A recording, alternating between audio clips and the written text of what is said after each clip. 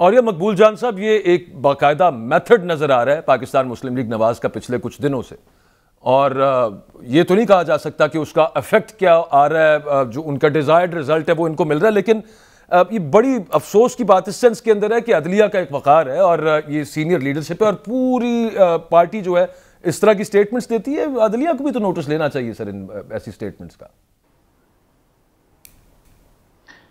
देखिए, ये एक नया बात नहीं है, नई बात नहीं है। पाकिस्तान मुस्लिम लीग नून जो है ना, वो आती है इन चीजों की, और इसका आगाज हुआ था जब पहली दफा नवाज शरीफ साहब को सज्जाद अली शाह ने यह जुर्रत की थी कि इस खानदान से किसी आदमी को अदालत में बुलाए और उन पर हत्या के इज्जत का मुकदमा करे। आप अंदाजा नहीं कर सकते कि उस वक्त पंजाब हाउस में बाकायदा कैसे जुलूस निकले थे, और वो जुलूस जो थे वो सुप्रीम कोर्ट की तरफ गए थे और उस पर हमलावर हुए थे और जजों को जान बचाकर अपने चैम्बर्स में छुपना पड़ा था। उससे बाद की एक सूरत हाल जो है उससे ज्यादा खौफनाक थी। वो पूरा केस मैं खुद विटनेस हूं, मैं उस वक्त बलूचिस्तान में होता था। उस बेंच में ये आजम तारड़ साहब जो हैं आजकल, इनके दादा मोहतरम रफीक हसन तारड़, करचे को मेरे बहुत अच्छे दोस्त पड़ोसी भी थे, वो बाकायदा रात को 5 बजे करीब वहां पहुंचे थे। हमने कोयटा में खुद उनको देखा था आते हुए, और कहा जाता है कि वो बाकायदा ब्रीफ केस लेके आए थे। फिर उसके बाद अगला जो मरहला था वो आप सोचें, अजीब फौत हुए हैं जस्टिस मलिक कयूम साहब, कि जस्टिस मलिक कयूम राशिद अजीज साहब जो थे उनके बारे में एक ऑडियो टेप जो थी वो सामने आई थी, और ऑडियो टेप में कौन गुफ्तगू कर रहा था? शहबाज शरीफ साहब गुफ्तगू कर रहे थे। अच्छा, हालत ये थी कि जुडिशरी ने अपनी इज्जत बचाने के लिए, क्योंकि ऑडियो टेप्स का रिवाज नहीं था, क्योंकि ये टेपें तो बेसिकली जहां से आती हैं, अब दुनिया में हमें हर बंदे को पता है कौन टेप करता है और कहां से आती, रिवाज नहीं था। बेनजीर को बचाना मकसूद था बुनियादी तौर पर, और शहबाज शरीफ साहब चाहते थे कि उनको सजा दी जाए नवाज शरीफ, और वो बकायदा फिक्र मुझे याद है, असं दोवें टुर जाएंगे बड़े मियाँ साहब नूं तो मैं दस देंगा सजा दो दे, मुझे अच्छी तरह वो फिक्र, सबको फिक्र याद है। और फिर वो जो तो, लेकिन शहबाज शरीफ साहब सियासत में रहे थे। जो बंदा मेन मुजरिम था, जो मेन कल्प्रेट था, वो चीफ मिनिस्टर भी बना, उसके बाद बाहर चला गया, बाहर जाके फिर दोबारा वापस आके चीफ मिनिस्टर बना, फिर दोबारा चीफ मिनिस्टर बना, और आजकल वजीर आजम है। उसके बाद आगे आ जाएं तो आगे भी हमेशा जुडिशरी के बारे में बेंच फिक्सिंग का जो लफ्ज है ये किसने दिया? ये इन्होंने खुद दिया। फिर उसके बाद साकिब निसार साहब के बाद एक मुहिम शुरू की गई, अगरचे के अदलिया से सबसे ज्यादा इफेक्ट जो था वो पीपल्स पार्टी को हुआ। उनके जो प्राइम लीडर जो थे जुल्फिकार को अदलिया ने फांसी दी, लेकिन उन्होंने ऐसे कोई बात नहीं की। उनके एक प्राइम मिनिस्टर को अदलिया ने घर भेजा, उसको यूसुफ गिलानी को, उन्होंने ऐसी कंपेन नहीं। ये नून लीग का खासा है, और समझते ये हैं कि हम इस तरह एक पता नहीं बाचो हैं इस पाकिस्तान के, हम जिसकी इज्जत चाहे उछाल सकते हैं। पाकिस्तान दुनिया का शायद वो सही है ना, और ये साहब उछाल रहे हैं। इमरान खान साहब ने आज कहा है कि अदलिया नोटिस क्यों नहीं लेती, अदलिया को नोटिस लेना चाहिए। अभी तक किसी किस्म का कोई नोटिस नहीं हुआ। वज़राए आजम की ऑडियोज मैं आपको एक बात बताऊं, मैं आपको, तो फिर ठीक है, उछालते रहेंगे वो यूं सब। मैं एक कानूनी बात बताऊं, मैं हाई कोर्ट का लॉयर हूं, ठीक, मैं एक कानूनी बात बताऊं। पाकिस्तान के कानून के मुताबिक और दुनिया के कानून के मुताबिक कोई ऑडियो लीक और कोई वीडियो लीक उस वक्त तक कोर्ट में पेश नहीं की जा सकती जब उसको टेप करने वाला ये सर्टिफिकेट न दे कि ये मैंने खुद टेप की है और इसमें मैंने कोई अमेंडमेंट नहीं की। जब वो ये सर्टिफिकेट देता है फिर वो फोरेंसिक के पास जाती है, उससे पहले फोरेंसिक में मिल जा सकती। लेकिन मीडिया है, हम लोग 4 दिन से लगे हुए हैं, उससे पहले 4 दिन में लगे हुए थे। जिसका जो जी चाहता है, कोई ये नहीं कहता कि ये कौन है, ये कौन है जो टेप करता है, कौन है उसको पकड़ो, ये कौन है जो लोगों के आपके बाथरूम में कोई शख्स आके तो होल में से झांकने लगे, आप क्या कहेंगे उसको? रसूल अकरम सल्लल्लाहु अलैहि वसल्लम के बारे में अनस बिन मालिक कहते हैं, आप एक दफा चाकू लेके घुसे, चाकू लेके खड़े हुए और ऐन मुमकिन था कि उस शख्स की आंख निकाल देते क्योंकि आपके पर्दे में से झांक रहा था। ये सता हो और इधर हर बंदा खड़े होकर बातें करता चला जाता है। यानी आप तो फिर आर्टिकल 14 आईन पाकिस्तान का भी है।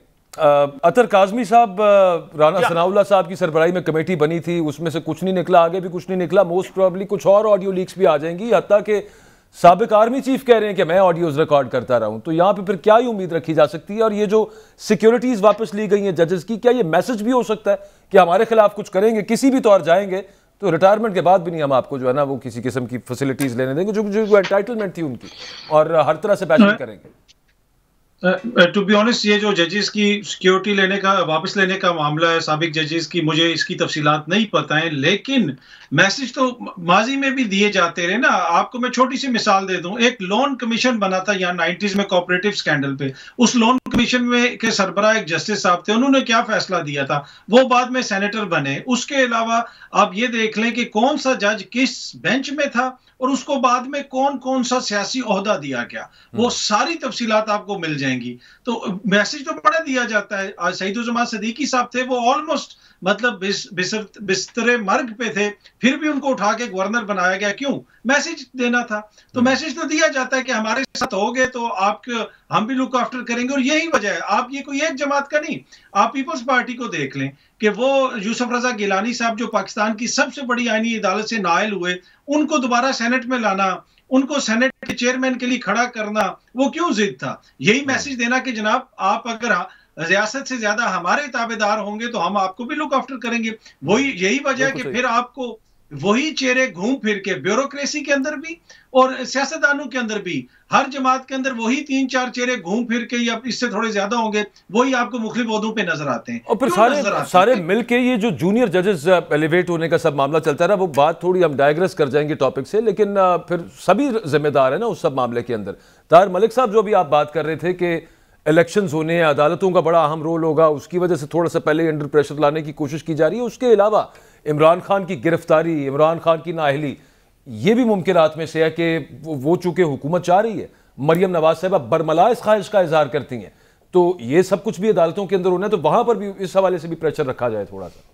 देखिए अकबर, इस बार ये फर्स्ट टाइम हुआ है, हम लोग जर्नलिस्ट हम बड़ी खबरें बनाते हैं। मैंने ख्याल है सारी खबरें तो खान साहब खुद ही बता देते हैं कि मुझे नाहल भी करना है, मुझे गिरफ्तार भी करना है, इलेक्शन भी नहीं होने। यहाँ तो ये चक्कर ही नहीं है। मेरा ख्याल है जो लार्जर बहस बनती है वो ये बनती है कि is this state is at war with itself. रियासत में तो भाई सारे इसलिए इकट्ठे होते हैं, अदालतें हो, पार्लिमान हो, हुकूमत हो, जुडिशरी हो, सारे हो, कि अवाम की खिदमत की जाए। ये तो अपनी लड़ाई से फारग नहीं हो रहे। मतलब मुझे बताए ना कि ये पाकिस्तान का जो मौजूदा कल्चर है वो है इल्ज़ाम का। कॉमन सेंस की बात है, या इल्ज़ाम लगाने वाला गलत है या इल्ज़ाम दुरुस्त है, दो ही पॉसिबिलिटीज़ है ना। आप मुझे बता दें, हम मीडिया से रिलेटेड बंदे हैं, कोई एक दिन पाकिस्तान की तारीख का मुझे बता दो जिस दिन कोई बहुत बड़ा इल्ज़ाम ना लगाओ। मतलब यहाँ तक तो जनरल बाजवा पे जितने इल्ज़ाम लगे हैं, कोई बंदा नजर आया कि जनरल बाजवा तो खुद मानना शुरू हो गए, मान के इमरान पे लगे हैं, जरदारी पे लगे हैं, बिलावल पे लगे, एक एक बंदे पे। मेरा सिंपल सा सवाल है कि ये निज़ाम, ये जो रियासती ढांचा है, या तो ये हमें बता दे कि ये सारा मीडिया ने पाकिस्तान चलाना है, जो मर्जी है जो मर्जी इल्ज़ाम लगा दे। अब अगली ब्रेकिंग न्यूज़ का इंतजार करें अगले इल्ज़ाम का। नहीं, ये यहाँ पे हमें स्टैंड लेना पड़ेगा ना।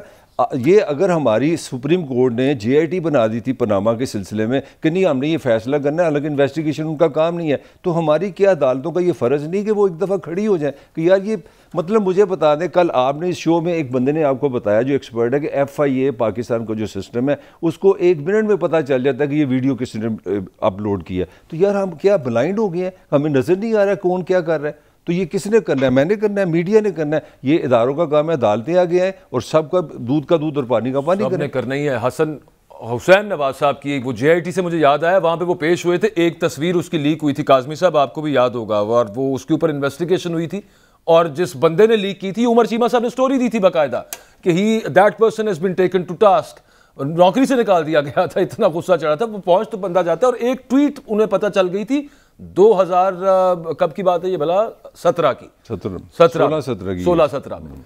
तो ये तो उनके पास सब कुछ मौजूद है। एक मरियम नवाज साहबा का एक क्लिप है, जो एक और स्टेटमेंट उन्होंने दी, जनरल बाजवा जो कन्फेशन की उन्होंने, उसको वो वैलिडेट कर रही हैं कि उन्होंने कहा था ना कि मुल्क के लिए खतरनाक है, तो इसलिए हमने निकाल दिया, जिससे वो बाद में उन्होंने थोड़ा सा डिट्रैक्ट किया उस स्टेटमेंट के साथ। लेकिन मरियम साहबा का कह रही है, जरा ये देखिए। अच्छा, ये भी है, लेकिन वो पूरी स्टेटमेंट के अंदर उन्होंने बताया कि एस्टेब्लिशमेंट ने उतार के उनको साइड पे किया है। और यह साहब फिर अगेन वही बात, जनरल बाजवा ये खुद बात मान चुके हैं। वैसे तो सबको ही पता है कि ये किस तरह से सब मामला हुआ था, लेकिन इसके कोई लीगल रेप्रिकॉशंस हो सकते हैं जनरल बाजवा के लिए इन फ्यूचर, सिंबॉलिक की सही। देखिए, लीगल रेप्रिकॉशन किसकी हो सकती है?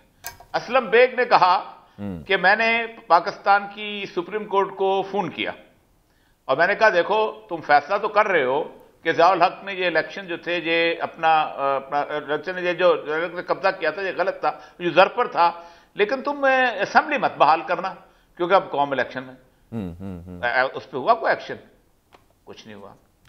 असद दुरानी ने कहा ये मैं आपके पास एक सर्टिफिकेट पेश करता हूं असगर खान केस के अंदर, हमने फलां नवाज शरीफ को इतने पैसे दिए, हमने फलां पार्टी को इतने दिए, हमने फलां पार्टी को इतने दिए, उसके ऊपर फैसला आ गया इफ्तिखार चौधरी का मशहूर केस असगर खान के।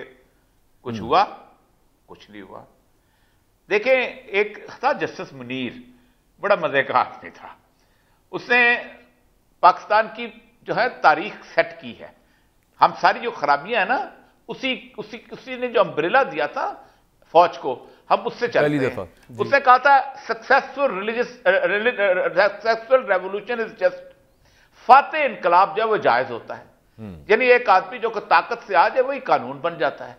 और उसने उस फैसले में फिक्रा लिखा था, जजों को ऐसे फैसले करने चाहिए जो इंप्लीमेंटेबल हों, यानी जो नाफज कर सके, यानी ताकतवर के अगर आप नाफज नहीं कर सकते तो फैसले करने की क्या जरूरत है, अपना कलम की स्याही क्यों जाया करते हो?